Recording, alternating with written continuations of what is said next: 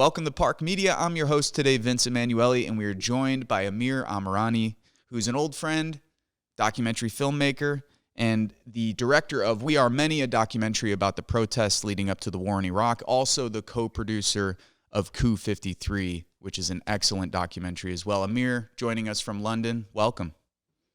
It's great to be with you. Thank you very much for having me. Yeah, man. I think the last time I actually saw your face, we were at a film festival or multiple film festivals in Australia, enjoying showcasing your film. And so how have you been since then?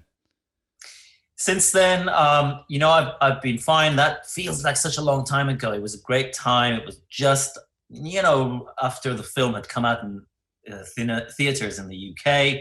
And so, we were in Adelaide, where we hung out and showed the film and got a great response. In the time since, the film itself has kind of come out a couple of times, again, due to circumstances. Some cinemas, in fact, asked to show the film again this summer, in the UK. And in fact, we released it in the US in September this year. And me personally, obviously, riding off the back of that, I've been thinking about other projects, but also, trying to keep my spirits up, given what's been happening in terms of what's happening politically in the US and here. And I'll just tell you this little anecdote that I spent quite a bit of last year in the US, actually. I had a little short-term residency there. And at the end of the year, we had the election here in the UK, and I came back specifically on election day to vote, thinking, hey, there was a chance that Jeremy Corbyn of the Labour Party might just get in. And then, devastating that it didn't go that way. And the whole of this year has really been a struggle to sort of keep spirits up in the face of, I can't even imagine how we're going to cope with 4 more years of the kind of mini Trump that we have here in the UK. So at least you guys, you've achieved the results, not the best result, but I mean, it's a result. Yeah. Yeah, no, absolutely. Have you been holding up well during COVID? How's your family and everybody doing? Yeah, my family are fine. Everybody, in fact, they're all kind of bunched up together. My mother and a few of my siblings are together. Me and another brother are outliers. We're on our own. But, it's interesting. I haven't found the whole lockdown too difficult, only because I'm quite used to spending a lot of time on my own as a documentary filmmaker. You spend a lot of time just at a desk on your own, reading, researching, and so on before you head out to film, and then, the ages you spend editing. So, had I been in a job where I had to go out all the time in an office or somewhere, I think I would have found it a real shock to my system. But I was fully prepared, Yeah. It was quite easy to handle. Yeah. No, I can see that with Sergio now that he's editing his documentary, just the amount of time that he has to spend on his own, kind of in his own world, and then what that means for like where your headspace is at, what you're concentrating on. I want to get into that with you about filmmaking. Let's start actually from the beginning. You were born in Iran, and then you moved to London at some point. At what age did you leave Iran? 9. Okay. So I was 9. The year before, in 1975, my slightly older brother, the brother who made Coup 53, he came. He's 7 years older than me, so he was 15. He came to school in the UK, and then in 1976, the hot summer of '76, me and my other brother came over to join him in school. And at that time, I didn't even know. I was 9. I wasn't even asking any questions like, why am I being sent somewhere? I just took it on the chin, came over, and thinking, well, this will be a temporary thing. At some point, we'll go back. And then, just 2 years later, late '78 was when the revolution, the murmuring started. February '79 was when the actual revolution succeeded. And I remember watching it on the television screens in London, and seeing what was going on. And in a way, funnily enough, that was the beginning of my politicization, because my father was, like many people, a supporter of the revolution. And so I was a supporter of the revolution. And I remember there was a school debate, and I spoke on behalf of the revolution. But yeah, that's when it happened. And then, the war started with Iraq, and at the time, we were here, so didn't go back, and continued through to university. And I remember that I was still on a student visa. So when my university was, when I was 6 months from graduation, I thought, if I don't have a residence status, I'll have to go back, and the war was still raging, and I'll probably be sent to the front. So I actually applied for political asylum, and I didn't believe in the war. Yeah. And so and actually, although it was rejected, I have a twin sister. Me and my twin sisters both applied, and they rejected it, but they allowed us what they call quaintly exceptional leave to remain. And so we managed to stay. But yeah. Did you still have a lot of family in Iran when the war was going on throughout the 80s? Yep. All my family were there. The only people here were my siblings. Just before the revolution, my father brought my mother and my sisters here, and my youngest brother. So we're 6. So all of us were here at the time of the revolution. But everybody else, uncles, aunts, you name it, were all there. The only person, we do have an uncle in Paris. He was a lawyer in Paris. But everybody else, to this day, is still there. Was everybody supportive? I'm assuming not so, but I'm kind of wondering, what were the internal dynamics within the family in terms of support for the revolution, and then maybe even rethinking it as time has gone on, or how their positions have changed over time? Interesting. I think everybody was supportive of the revolution in our family. In terms of changing it, I can only speak for myself, but I was sort of young, and my political kind of understanding and initiation wasn't great at the time. I remained for a long time supportive of the idea of the revolution. We all know that revolutions eat their own children and get changed. The whole story of the Iranian Revolution is interesting because I think it started as a kind of left-wing Marxist kind of revolution, and then I think it became more of a clerical, a religious revolution, and that's not what a lot of people were expecting, but it became that. Do I still think? I still think the revolution was right, because I don't think what the Shah was, how he was running the country, was correct. I'm disappointed about aspects of the revolution, and other aspects are, changes for the better. But in a way, you could say that about just about every revolution. That's right. Right? That's right. Yeah. So in a way, it's nothing dramatic. No. Do you still go back often today, Amir? The last time I went back was about 10 years ago, I think. Okay. I used to go back fairly regularly. I say, every few years. And I used to go back and actually do some work there. I used to go make radio programs and short films and things. I haven't been back for a while, but I'd love to. Just today, I was texting with a friend who's there right now. And, we were talking about how he was talking about the brain drain. Huge numbers of Iranians have come and continue to come to America. Silicon Valley is full of them. Right. And so, I miss it. It's in my blood, but I haven't been back I don't know when I'll be able to go back again, but I hope what are both your take on what's happening and what's happened in Iran? We'll try and pinpoint it because there's so much to talk about. But let's think now in the aftermath of the assassination of Soleimani, in the aftermath of the assassination of this the nuclear scientist, I'm forgetting his name. Mohsen Fakhrizadeh. what are the people on the ground that you know in Iran saying now, and how do you sort of perceive the situation as it's unfolding? Funnily enough, I haven't spoken to anyone in Iran about it. I've spoken much more with leftist friends and activists in the UK, and indeed in the United States. In fact, a couple of months ago, we had a Q&A around my film organized by the National Iranian-American Council.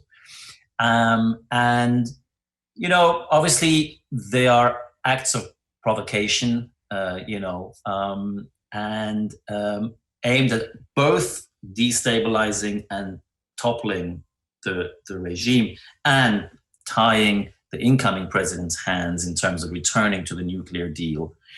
My only hope is that the Iranian government does not take the bait. And I think, in a way, and other commentators have said this, the Iranian government is much more, savvy and actually controlled than the American government. So it's not so far rising to the bait. It's actually weighing its options much more intelligently. Because I think in the long term, they're pragmatic. They would like sanctions lifted and an agreement, like returning to the nuclear deal. But, of course, there are so many other forces at work, in the region. And, Donald Donald the new Trump, partnership with Israel is one that I'm thinking of. The Gulf states, the new partnership. I mean, of course, trying to prop up Saudi Arabia and directly targeting Iran. Exactly. And, those new cosmetic arrangements and agreements between the Gulf states, I think there are 4 or 5 now. Yeah. And Israel are, whatever I don't know if they're worth the paper they're written on, but but it's symbolic. It's a kind of a propaganda victory for Israel. It's a propaganda victory for Trump. What it will amount to is a good question. I'm not sure, but I think that as you say, there are forces arrayed against Iran, and how it's going to play, certainly between now and the inauguration, if there is another provocation. And then after that, right, it's going to be an interesting question. But I think one thing that successive, American governments assume is that Iran can be cowed, and at any price, and that's a major mistake. That's not going to happen. Yeah, it's interesting because that's the U.S.'s experience with many different countries. I mean, in many different revolutions. I mean, from Cuba all the way to North Korea. So from nations that have done really positive things to nations that have not. But regardless, every one of them, defending themselves against these provocations from the U.S. and Israel and Western Europe. And you'd think one of their long-term strategists would eventually change the playbook. You'd think that one of them would say, coups and interference and stuff doesn't always work, almost never works. Yeah. There's always, what they call it, not pushback, they call it blowback. Yeah. And yet, like a moron, they keep doing it. Yeah. It's insane. I don't know. Someone's got to explain that to me. I wanna go back to some of your personal history. So after the 8-year war, where were you at in terms of university, and then when did you get involved with filmmaking? Yeah, I was at Nottingham University. My older brother had gone there to do physics. I had always thought I would be a doctor, and but at the last minute I changed my mind, and instead of studying medicine, I studied straightforward biology. I was quite a kind of a science geek, and I wanted to go on and be a scientist. When I was at university, I started getting interested in politics and writing. And one day, I set up the university's first video production group. And one day, a well-known racist politician came to visit the campus, and we filmed it. And there was a bit of a tussle with his car, and we gave that footage to the news. And I got my sort of first taste of, this is interesting. Yeah. Then I wrote a sort of short political drama, which was made, won a prize and was made for television. And when I finished, I had a good degree. They offered me a PhD to study neurobiology. Place. I didn't take it. I suddenly had the taste of media in my mouth. So came to London, and I started working as a journalist, and actually, funnily enough, started covering oil markets and commodity markets. So that got me thinking, and then I thought I want to study this more. So I applied for a master's in international relations. I got it, and I went to Cambridge and studied international relations. And again, I thought, okay, this is good. I know I'm back in academia. I applied for a PhD place and got it. And for the second time, I didn't take it up. And this time I came to London and started working in television. What year was that, Amir? That was 1990. Okay. Yeah. I was thinking about the PhD would be in international law. That was the first time I was looking at Palestine and the occupied territories, and looking at the law of intervention, the laws governing war and the laws governing intervention. So I was becoming really interested in that. Funnily enough, one of the teachers was a very well-known international lawyer who advised, there were two there. One advised the British government on the legality of their support for Kuwait and Kuwait's response to the Iraq invasion. Another one, Professor Bowett, acted for Libya on and also the Rainbow Warrior when those countries, when Libya was attacked and when the Rainbow Warrior was attacked. So I had these two contrasting professors, and I thought, I could see myself studying international law and being at the International Court of Justice. But what the studies showed me was that the law goes only so far. And when certain countries, who are powerful, right, want to ignore it, like the United States, like Britain, like Israel, the law amounts to very little.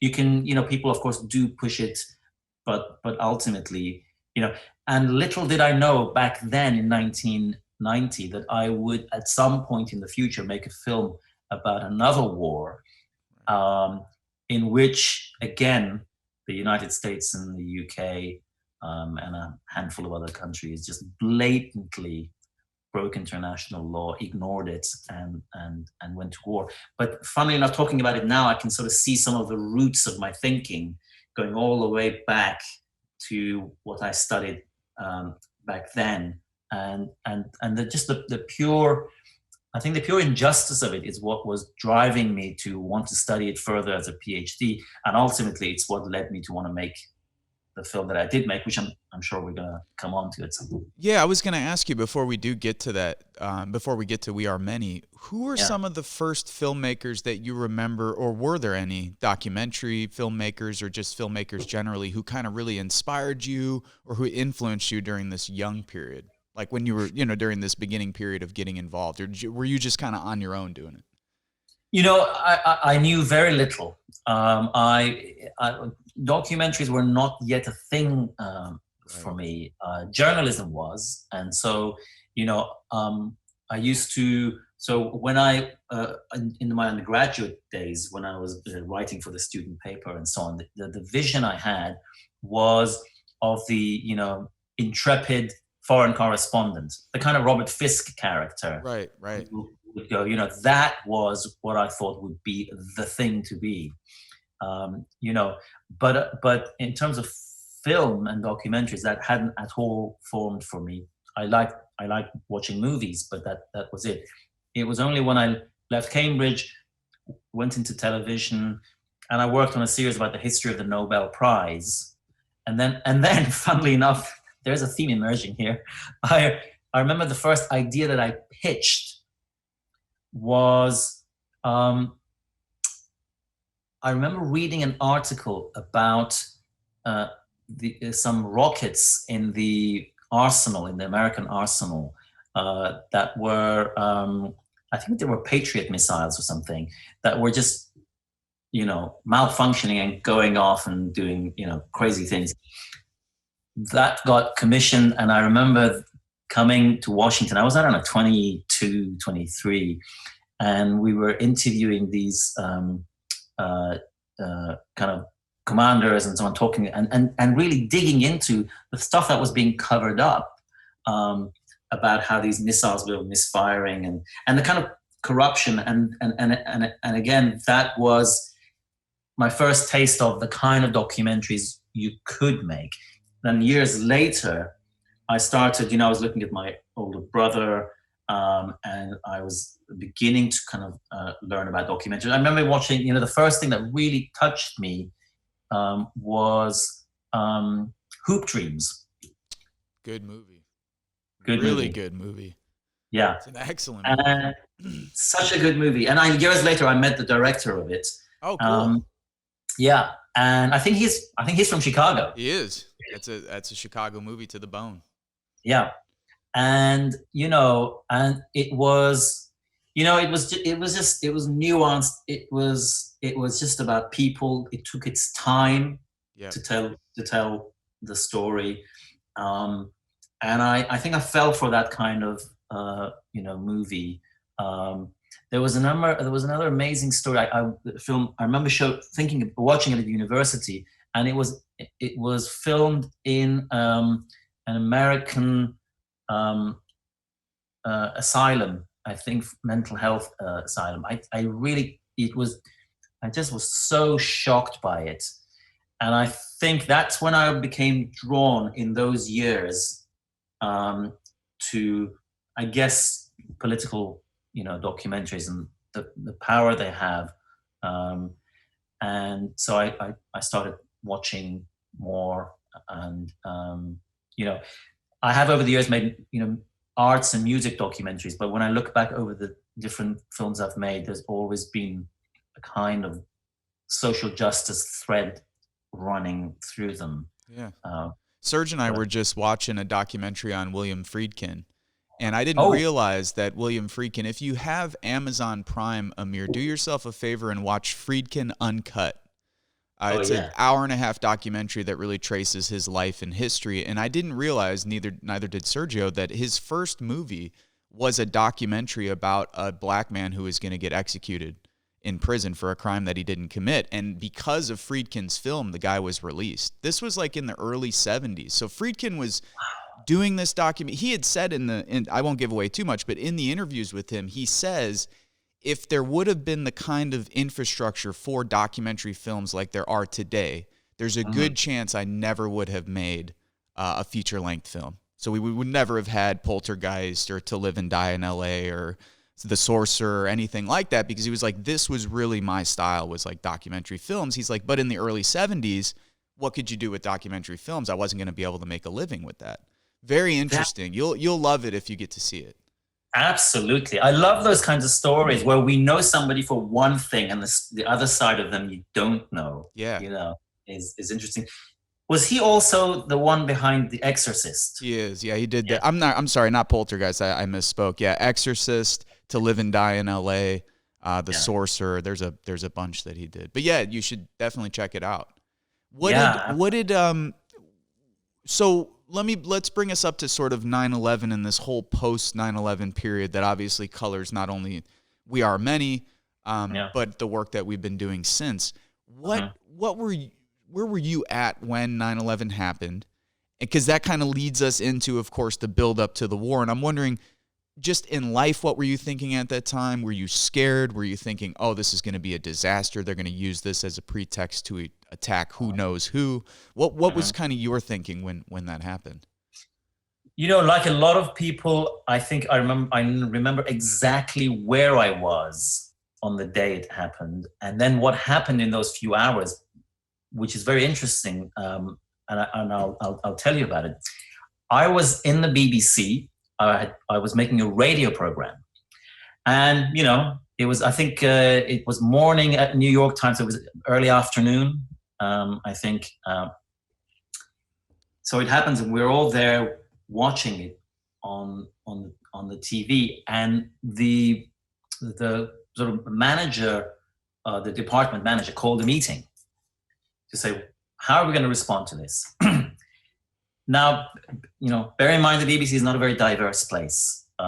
So, they have this meeting, everyone's, bunched up around the desks. And so they're talking about, okay, how should we respond? What program should we make? And so on. And one after another, hands go up and, let's make a, program about terrorism. Let's make a program about Islam. Let's make a program about Arabs and so on. I put my hand up and I said, can we make a program about why people would do this? I'm not justifying it, but maybe one of the questions we should be asking is what's led to this instead of who are these crazy people and so on. It was like the BBC were going on a kind of political attack dog mode. And I actually, there was a woman, the fact that she was American is neither here nor there, because I actually ended up having a kind of stand-up row, not just with her, but with an English person there as well. I was kind of attacked. It was almost like, you're unpatriotic. How dare you even raise a skeptical question about, can't you see it's black and white? We were attacked, or America was attacked. We've got to respond. They're all crazy, Right. That was a lesson for me, and interestingly, so that was in the radio department. And I didn't know what to make of it at the time, but I think very soon it became obvious from what the United States and Britain under Tony Blair was saying, that this was going to get very ugly very quickly. Right. I was asked by the BBC Current Affairs Department to make a documentary, a kind of two-hander. Another person was asked to make the kind of counterpart to it. Her film was called Letter from America. Mine was called Letter to America. And they were both with presenters. And so really quickly after 9/11, I went to the Middle East. I went to Egypt. I went to Dubai, and made a film about what people on the ground were thinking. I'm very happy to elaborate a little bit on that. What were people thinking? I'm interested to hear what. Yeah. This was an amazing thing. Nobody was saying we hate America. Nobody was saying this was the right thing or good thing to do. But people were saying that American foreign policy has led to this situation. And I remember what was really incredible was we were in Cairo, and I heard about this group of American students in a visit, program, and we went and filmed there. And I'd love to show you the film at some point, because what the American students were there, and I think they were maybe from a kind of a religious college, but they were saying, our eyes are open. We've been here, we've met Egyptians, we've spoken to them.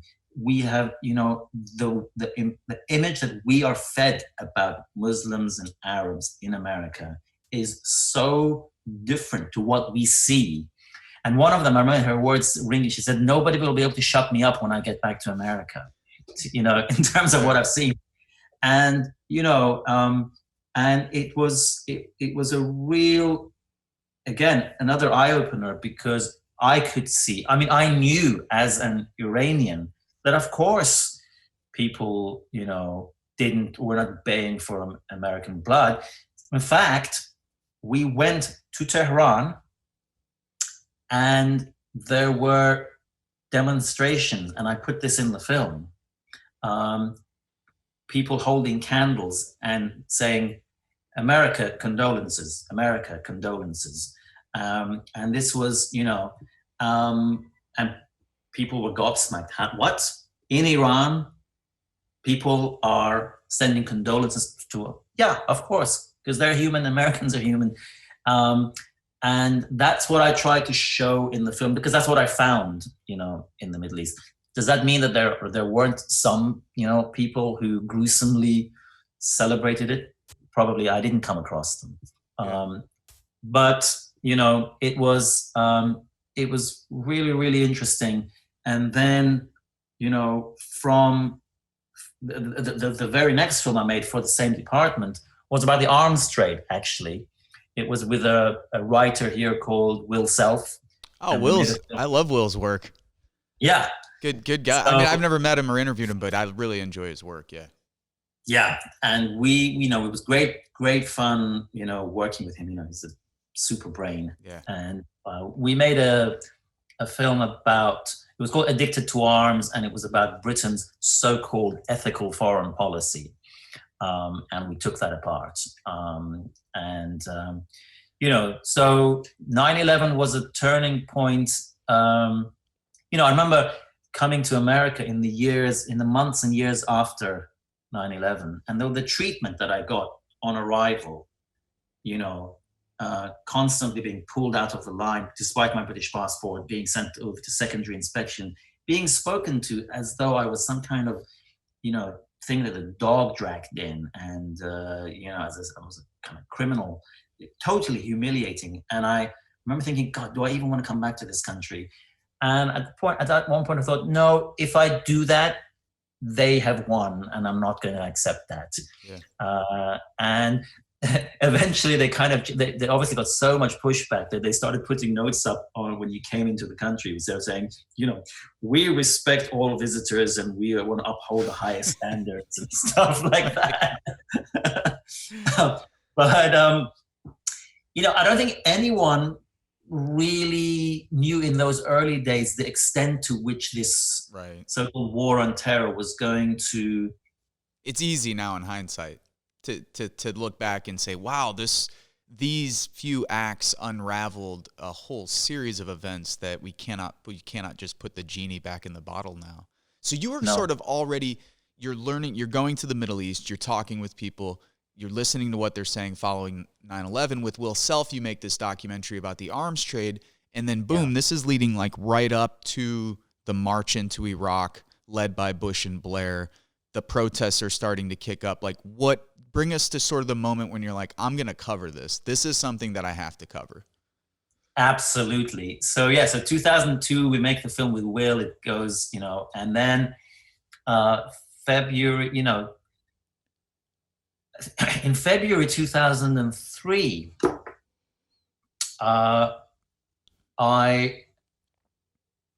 that's right. I was in Berlin. I'd been selected to be part of this thing they call the Talent Campus. It was the first ever Berlin Film Festival Talent Campus. And a few hundred of us were selected, and 5 of us, luckily including me, had our ideas chosen to be made at the festival.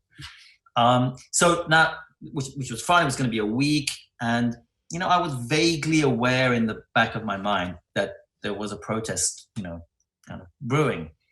And we wrap up the film in the Berlin Film Festival, and I'm now aware. I think it finished on the 14th of February. The protest was on the 15th. So I'm there thinking, do I go back to London? Should I stay in Berlin? And I thought, well, I'm here. I'll do it here. And I went, and it was, for me, the first protest of that scale that I'd been on. I think it was 500,000 people. Freezing cold. I met some interesting people. I go back to London, and on arrival in London, there's this sort of energy amongst my friends who are saying, you don't know what you missed. And I said, well, what do you mean? And it was pretty amazing in Berlin. I said, no, you have no idea. 2 million people. It was like nothing anyone had ever seen before, and so on. And I felt so angry with myself that why did I miss it? Why did I make the wrong call? And then, seeing these people who I wouldn't call activists, I wouldn't call them regular protesters, I wouldn't call them political even. It was just like, wow, you went on an Iraq war protest? And then when I understood the scale of it and my own annoyance at having missed it, well, what's going on here? This is really interesting. And one day I thought to myself, you know what? I didn't miss it.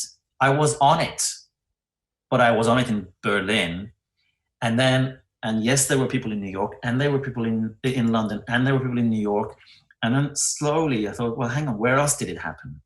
And as I started getting into it, and I kept scratching this itch until, again, one day I happened to be in the BBC, and that light bulb moment when you suddenly stop and an idea comes to you, and I go, wait a minute, it happened in dozens. At this point, I didn't know it was hundreds of cities. I thought dozens.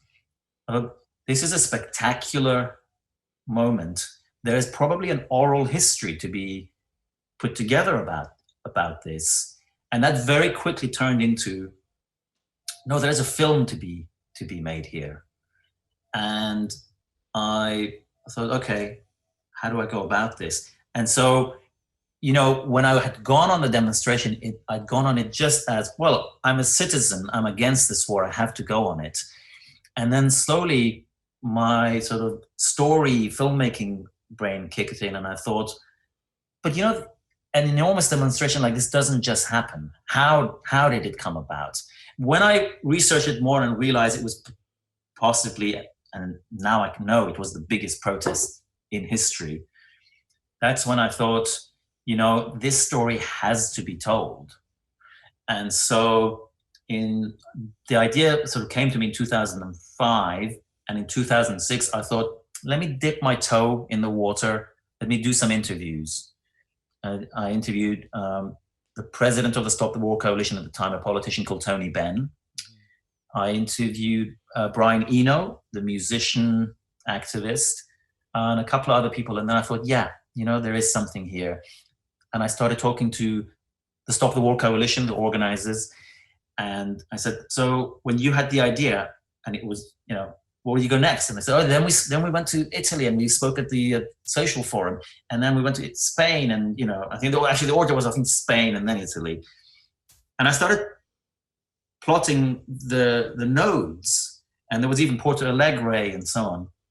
I spent 4 years between 2006 and 2010 researching it, while I was trying to keep my head above water, financially working, doing other bits and pieces. And when I thought I'd really nailed the story, I thought, okay, I've got to put everything else aside, stop, and really focus on this now. So, I never thought that it would eventually take me 9 years from the first interviews that I did in 2006 to the film being finished and in cinemas in 2015. It had its festival premiere in 2014. Yeah. And so from that seed, I ended up filming over 110 interviews in 7 countries, trying to take in as many voices of that I could in the time I had and in the budget I had, to try and tell, the story of the biggest anti-war protest there's ever been. And it was life-changing. How much for the I want to get back to that, because I want to find out sort of what changed within you during that period, but sort of more technical questions as well. How much time did it take, just the filming part? So 4 years to kind of plot it out. Now you're going to 7 different countries, interviewing over 70 people. What does the actual filming time look like? Absolutely. In those 4 years, I would occasionally pick up some other interviews, but I tried to raise money from the end of 2010, 11.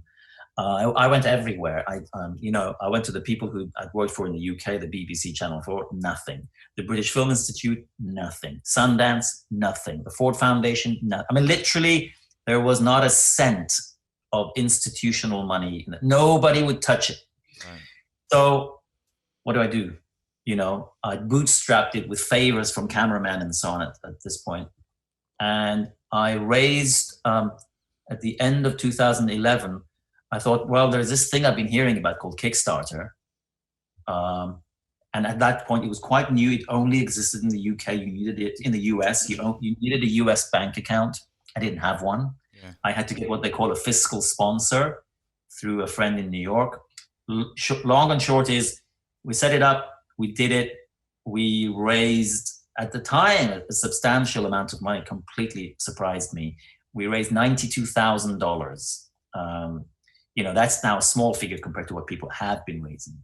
Sure. And with that, I started. So that means in February of 2012 or January 2012, I set about doing the bulk of the interviews. And I think we filmed nearly everything from January till around, I'd say, May, June. Oh, wow. So you crammed a lot into 6 months there. Yeah. Did a tour of America all over, did so many interviews there. And Italy, Spain, Sweden, where we went to interview Hans Blix, the UK, of course. And we interviewed the folks who had been protesting in Antarctica, but by this stage, a couple of them had been fired and they were back in the States. And then Egypt. I think Egypt was the last place we went to film. So yeah, about over 110 interviews overall. How much total film time when you get into the editing room did you have? I should add it up, but it was hundreds of hours. I mean, if you consider that I would generally do between 1 and 2 hour long interviews. Right. 110 times that. So that's at least, 200, between 220 and 40 hours. One of the reasons why I'm asking you this is because something I've learned over the years, and I'm sure you know this from creating so much work, is that I think people will see the finished product sometimes and they say, oh, that's a nice documentary. It's got a nice little soundtrack and a score, some good interviews, some nice pretty shots. I don't know how long that took them, but it's pretty cool. Not understanding and I see this with my author friends as well, who are like knocking out 400, 500 page, really academic books. And I see what it takes to actually produce that thing. Yeah. And I find this so interesting, not just with filmmakers, authors, but really anyone who's producing some kind of a creative project like this. I'm always interested, what are your work methods? How do you stay disciplined? How do you keep yourself sane while you're doing it? Because if you go too far into it, you could lose track with life. Other things can go off the rails.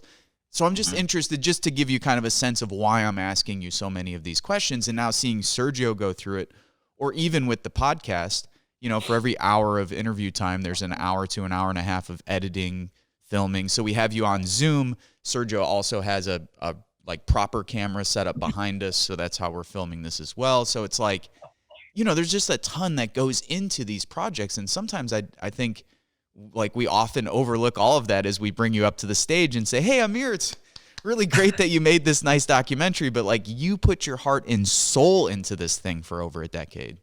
Oh my God. Yeah. And only because you've been through that process yourself, do you know what's involved. And as you say, people see the finished thing and it's all spick and span, it's polished and so on. And they go, it's 90 minutes, 100 minutes. I wonder how long that took to to make, and I don't, in a way, if people haven't been there, they don't know all that's involved. I mean, even from the moment you research, and the way I like to work is I really, really like to research as much as possible. For every interview, I want to read about the person. If they've written something, an article, I want to read it. If they've written a book, I want to read it. Whatever incident they were involved in, I want to read around that.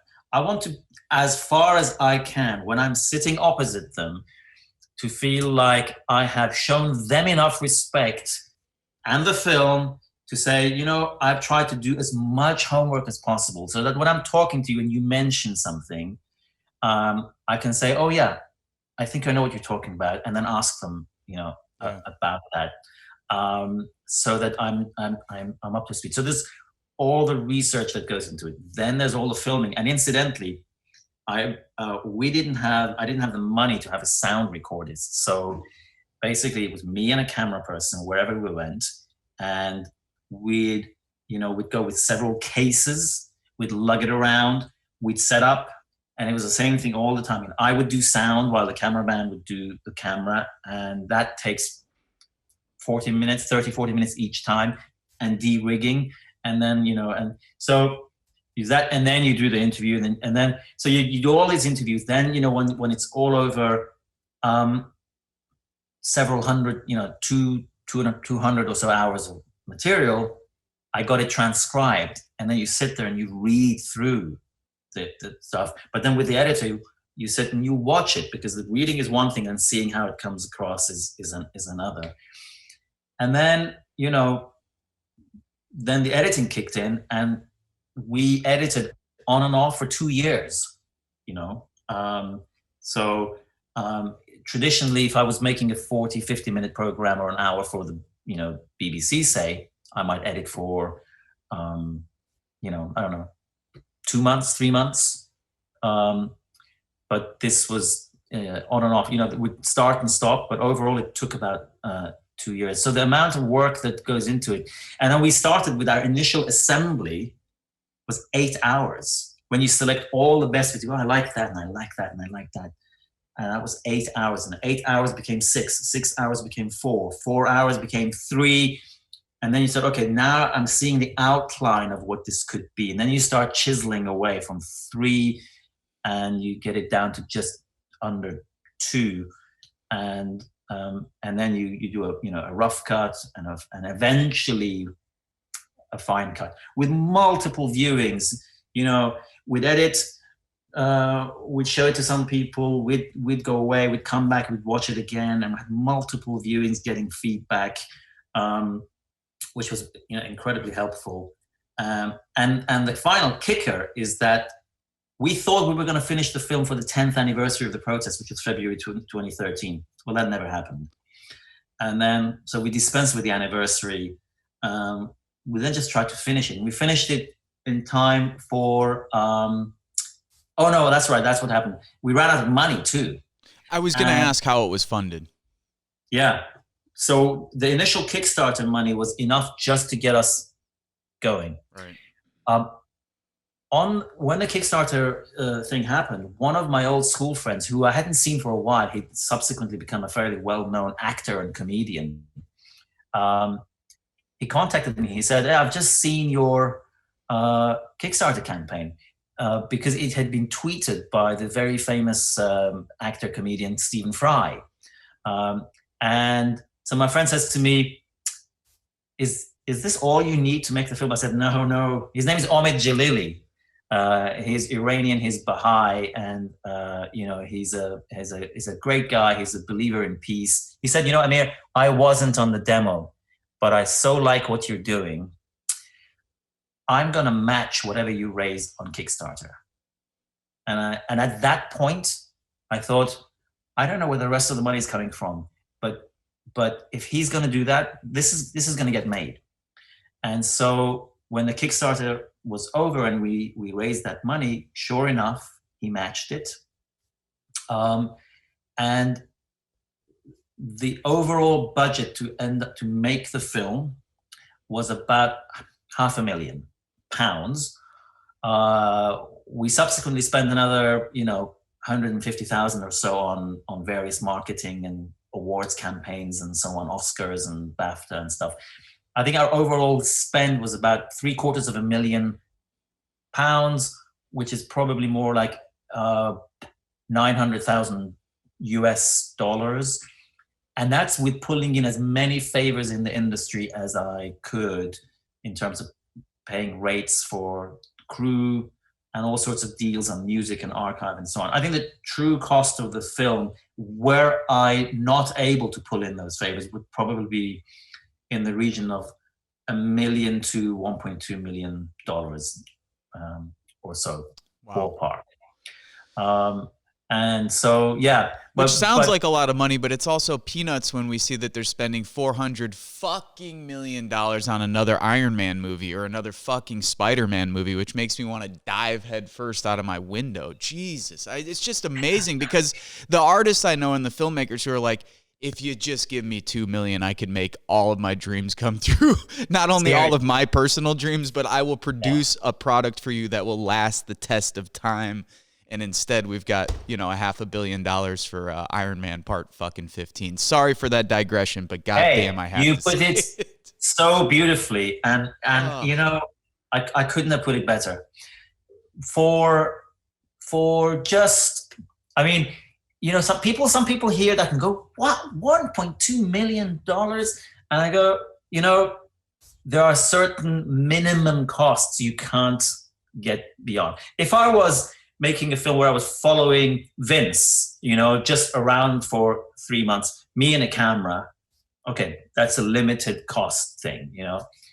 But if you're going to do a certain way, you're filming in 7 countries, you're filming in HD, you're with a crew, you've got travel costs, you've got accommodation costs, and so on. And then you add it all up, and then you get into the editing, and then there's music and there's archive. You know, you cannot use a single second of archive that has not been cleared officially from that. You cannot use any music that you have not paid for. You can't even show a newspaper headline that you have not paid for. Wow. You know, so there's literally, I think, you know, you pay for absolutely every frame in a movie. If you wanted to have a life that can go, you know, you want to show it in Indonesia, sure. You want to show it in France, sure.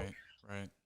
It's called, they have a wonderful name. It's called All Media Worldwide in Perpetuity, right? And actually, very few distributors will pick up your film if you have not cleared everything in all media, worldwide territories in perpetuity. And that, you know, multiple times expands the cost of what you have to pay. So, you know, if you look at the films of Michael Morsay, even going way back, his films were never costing. Maybe his initial film Roger and Me was cost, you know, maybe under $1 million, but I think everything else has been in the order of 2 to 3 million, maybe 7 million. You know, and then they go on to make, I think Fahrenheit 9/11 made 200 million worldwide. Right. But 1 million is not a big amount of money for a high quality documentary. It's very hard to make a serious film of the kind we're talking about. For, I mean, you just can't do it. Yeah. Let me leave that because that's super interesting, and I think people need to hear more and more about what actually goes into making these projects, not just on the financial side, but just emotionally, the capacity, the actual human capacity that it takes to do these things. You said that you learned a lot through that process. This is sort of a two-part question, because on the one end, you learned a lot through these interviews, through obviously growing up, getting more politicized, reaching out into different projects, but also, as the film is coming out towards the end, now we're talking 2013, you're finishing up 2014, there's a new run up to a potential war in Syria. Now it's like sort of such a great, I don't know how you'd say, but like the symbolism of the movie coming out at that time, and then how things played out, particularly in the UK, which was really great. If you could just kind of tell that story as well, because I think it's so fascinating. Absolutely. Well, this was the thing. So here we were trying to hit this deadline of February 15th. This kind of arbitrary 10-year anniversary. We didn't make it. We didn't have the money. We stopped the edit while I tried to figure out how I was going to do this. We raised some more money. And then I thought, you know what we're going to do? We're just not going to push on and finish as soon as we can and get to the finish line. And so we were doing that. This was the summer of 2013. And we were making good progress. And then, of course, in the air was this murmurings of Syria. And I thought, oh, God, here we go again. And I remember one night when the British, we were editing late one night, and I had the TV on, and there was a nightly news show. It's like 60 Minutes or something. And there was a vote in Parliament, like, should there be a vote to, authorize an attack? Also, around that time, in that week, the Stop the War Coalition had organized a meeting for that Saturday. I think this was a Thursday. This vote was happening, and that Saturday there was going to be a hands-off Syria protest. So I'm watching the news, and shock, it's not voted for.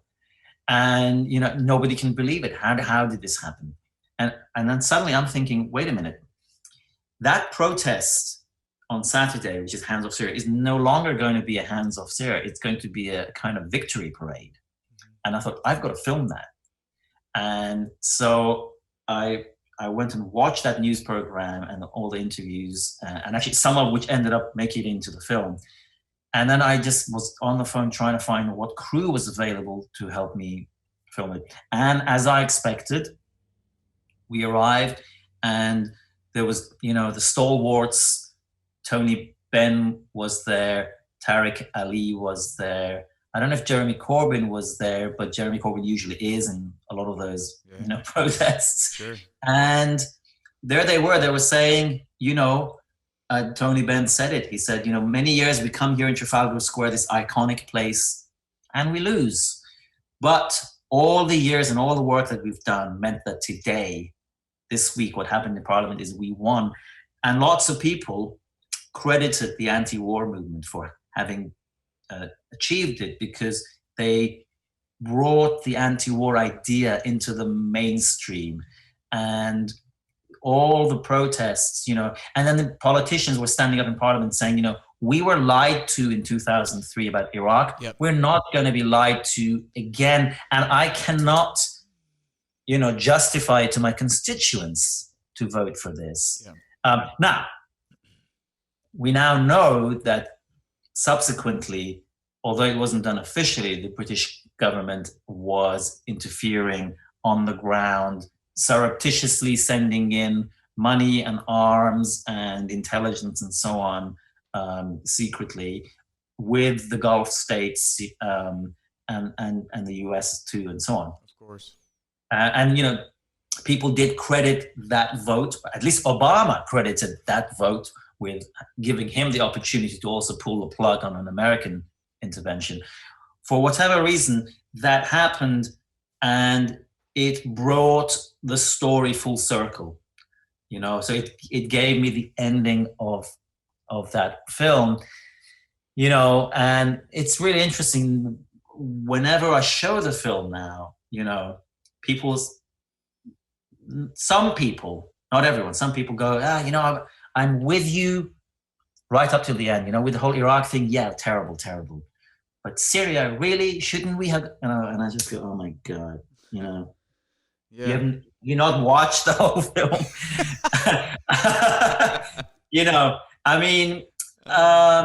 It's a whole, it's the whole Syria thing is such a, well, the one way to look at it is it could have been even worse. I mean, in other words, if the UK and the US would have went in full bore, we don't know how the Russians would have responded. We don't know how Iran would have responded. I mean, it's so complex, and yet the willingness for people in the West to just say, hey, launch it, drop them, send them, whatever it is, without understanding, again, what the ramifications are, both short-term in human lives and treasure, and that, of course, over the long term, but just the long-term geopolitical ramifications and what it means for your society and your culture. And, this is a story, I mean, I find it frustrating because we're running up now to the 20th anniversary of the war in Iraq. I was waiting many years thinking I should write a book on the 10-year anniversary. I should write a book for the 15-year anniversary. What's happened post 9/11 that is so different than previous wars, Vietnam, Korea, or elsewhere, though we still are in Korea, is that it seems like these are never ending to some degree or another, and in a lot of ways have been moved underground. So I do think the role of activism, films, and art was that it did not allow the UK or the United States to just eviscerate Syria or overthrow its government. So that part is true. But as you mentioned, we still have covert operations. We still have ongoing occupations. We're funding different militia groups, funding various right-wing governments around the world, allowing Saudi Arabia and Israel to do all kinds of brutal, illegal things. I guess my question to you is, and it's a question I pose to myself all the time, is like, how do we even grasp with something that it does not seem like there's going... It doesn't seem to me that we're going to have a moment like Saigon anywhere, where there's going to be this moment where the last chopper is leaving and it is clear that we have lost or the West has to leave or anything like that. How do you even process moving forward how we think of these things. You know, war is becoming more covert, politics moving in a different direction. Everything seems so trite. Looking back on like the politics of 2002 or 2003 compared to what's happening today, I guess I'm wondering how you deal with this new landscape, and if you think it means anything or has any implications for how we do activism, art, filmmaking, anything like that. You know, it's such an interesting question and such a deep question, and I don't know how that cultural change, and I feel like it's almost like a cultural change that has to happen, where the knee-jerk reaction isn't, let's send them in. You know, so when people say those things, I can see that in many cases it comes from a good place, because they feel like, you know, there seems to be terrible things are happening in such and such a country. Shouldn't we as kind of policemen do, you know, do something? And it often comes from people who, of course, have no experience of war, you know. And look, I cannot conceive of the experience you had in Iraq. I'm in awe of what you had to go through. I mean, we haven't really had a chance to talk about that, and the fact that you have taken the position that you have, you know, and the kind of hell that you must get for that. But people, when they talk about, yeah, let's send them in, you know, in Q&A, sometimes people say, you know, sure, we should, you know, and you go, well, are you going to go in? Is your son going to go in? Who's gonna throw the first bomb? Who's going to fire the first bullet? You know, in the film, John le Carre, who passed away last night, when I interviewed him, there's a scene where he says, I wanted to ask Tony Blair, have you ever, you know, bent down to talk to a soldier who's dying and tell him why he's dying? You know, and there's a kind of, I don't know, there's sort of a machismo or some kind of culturally acceptable position to take, where you know, people can feel justified to say, we should go in and do this, and think that it's, you know, and as long as you feel you're doing it for a good reason, that it's okay. And we also feel like, well, we're in the West and we're civilized, and so we always have right on our side, you know. And that's why, you know, I don't know, the achievements of the anti-war movement, both in the US and here, in making the anti-war position not seem marginal, bringing it into the mainstream of discussion. The work that some celebrities do, you know, Martin Sheen and others, and Roger Waters, yeah. You know, I've been so happy with him, man. I mean, I can't tell you how happy, as someone who grew up listening to Pink Floyd records and all that kind of stuff, to see him be such a strident supporter of the Palestinian cause and to speak out about U.S. empire and the NSA and for Assange and Snowden. It's been really something, because he doesn't have to do any of that. I mean, the guy's got as much money and fame and accolades as anyone could ever ask for, and I give him a lot of credit for that. Deep respect, and I was very touched when he tweeted something about the film. He'd watched it. Oh, that's right. That's right. Yeah, what a cool compliment. Such a, you know, and the you know, honestly, you think, God, thank God for people like Roger Waters, and more power to them. And I think we're a long way away from the world in which, and I blame the media for this, in which being a peace activist and anti-war is not presented as some kind of limp, you know, tree-hugging thing, which, you know, these fucking cowards in the media who like to sort of bolster themselves by attaching themselves to this kind of macho war shit, you know, and denigrate the actual bravery of people, you know, the activists and ordinary people who, you know, don't want war. Including many veterans. Including many veterans who are always silenced, who are, you know, almost never interviewed, never, you know, and in the small few cases where they are, they're sort of painted as, outliers and marginal and so on.